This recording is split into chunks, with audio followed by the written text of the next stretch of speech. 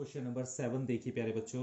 और question number 7 दिया गया है। एक बीमा कंपनी है, उसमें 2000 स्कूटर चालक हैं, 4000 कार चालक और 6000 ट्रक चालकों का बीमा करती है।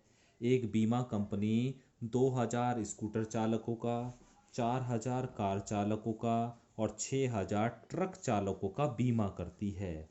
तो यहाँ पर प्यारे बच्चों तीन घटनाएं हमारे सामने दिखाई दे रही हैं। स्कूटर चालकों का बीमा, कार चालकों का बीमा और ट्रक चालकों का बीमा। तीन तरह की यहाँ पर घटनाएं हैं। तो उसे हमने मान लिया E1 जो है वो है स्कूटर चालक का बीमा, E2 घटना मान ली हमने कार चालकों का बीमा और E3 घटना मान ली ट्रक चालक का बीमा। और एक घटना ए मान ली हमने दुर्घटना होना। अब एक बात हम जानते हैं, पहले दुर्घटना होगी फिर बीमा कराएंगे, या पहले बीमा होगा फिर दुर्घटना हो जाने पर कोई उसका क्लेम मिलता है ना। ये हमें खुद सोचना है। तो प्यारे बच्चों हमें पहले तो बीमा कराना होता है, उसके बाद अगर दुर्घटना हो भी जाए तो हमें क्लेम मिलता है ना।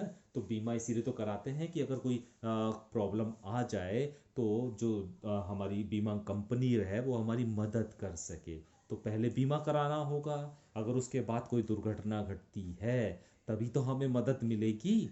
या पहले दुर्घटना घटेगी फिर बीमा कराएंगे, ऐसा नहीं होता है। पहले बीमा कराना होता है, फिर दुर्घटना घटने के बाद हमें बीमा कंपनी मदद देती है। ठीक है। तो इस तरह हमारे पास तीन घटनाएं प्यारे बच्चों हमने मान ली, E1 E2 और E3। और एक घटना ए है जिसमें दुर्घटना होना हमने मान लिया है। अच्छा, यहाँ पर हमें कुल चालक कितने मिले? कुल चालक कितने हैं सब मिलाकर? 2000 तो स्कूटर हैं के चालक हैं, 4000 कार चालक हैं और 6000 ट्रक चालक हैं। सबको हमने ऐड कर दिया। ठीक है, तो 12000 चालक हैं हमारे पास। क्योंकि हम PE1 निकालने वाले थे। अब PE1 कैसे निकालोगे? ऐसी तो निकालोगे। इस E1 मतलब स्कूटर चालकों के बारे में बात कर रहे हैं। कितने चालक हैं? 12000। उसमें से स्कूटर चालक कितने हैं? 2000, है ना। तो लिखेंगे क्या? इसकी प्रायिकता क्या होगी कि वो स्कूटर चालक है। तो स्कूटर चालक होने की प्रायिकता जो होगी वो क्या होगी? 2000 बटे 12000, तो बराबर 1/6। इसी तरह कार चालक के, है ना, कार चालक का बीमा हो रहा है, इसकी प्रायिकता 4000 बटे 12000, क्योंकि ये 4000 है कार चालक।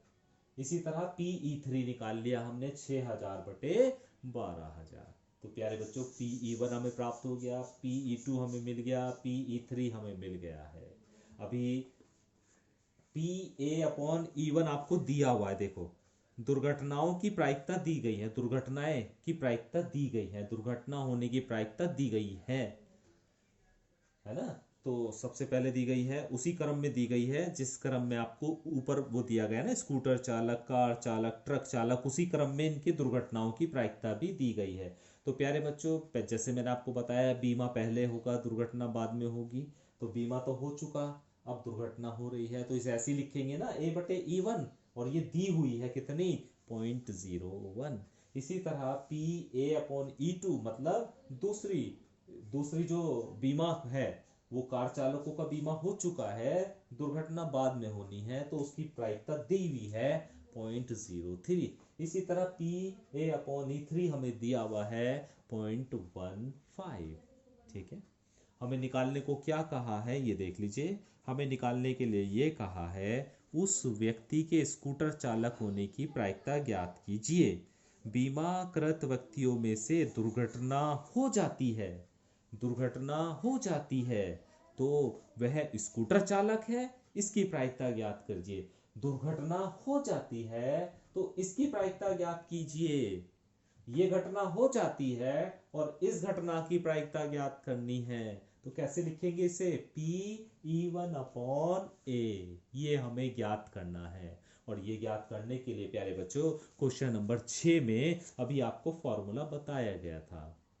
PE1/A का भी फॉर्मूला बताया गया था। PE1 into PE1/A, sorry A/E1 upon PE1 PA/E1 plus PE2 into PA/E2 plus PE3 into PA/E3। तो ये फार्मूला लगाएंगे, सारी इंफॉर्मेशन आपके पास है, सारी वैल्यू आपके पास है, इन वैल्यूज़ को वहाँ पर पुट करेंगे, पुट करने के बाद सॉल्यूशन करेंगे और सॉल्यूशन करने के बाद आपको आंसर मिल जाएगा। तो मुझे उम्मीद है प्यारे बच्चों अभी हमने 7 सवाल तक इस एक्सरसाइज के कर लिए हैं, तो अब आपको ये क्वेश्चन समझ में आने लगे होंगे। ठीक है, तो अब इन क्वेश्चन को जिनके नहीं समझ में आए वो शुरू से जो क्वेश्चन नहीं समझ में आए उन्हें फिर दोबारा से पढ़ना शुरू करें, है ना, इन्हीं के आधार पर, तो आपको अब बिल्कुल अच्छे से क्लियर हो जाएगा। ठीक है, तो आगे के कुछ क्वेश्चन प्यारे बच्चों आप खुद भी ट्राई कीजिएगा। तो क्वेश्चन नंबर 8 है, क्वेश्चन नंबर 9 है, क्वेश्चन नंबर 10 है ना, ये क्वेश्चन आप खुद भी ट्राई कीजिएगा। इनमें से कल और मैं कुछ क्वेश्चन करा दूंगा और उसके बाद फिर हम इस चैप्टर को फिनिश करेंगे प्यारे बच्चों, इसे हम समाप्त करेंगे और उसके बाद जो हमारा बचा हुआ एक चैप्टर है, जो फर्स्ट वाला चैप्टर है, उसे हम शुरू करेंगे। Thank you very much.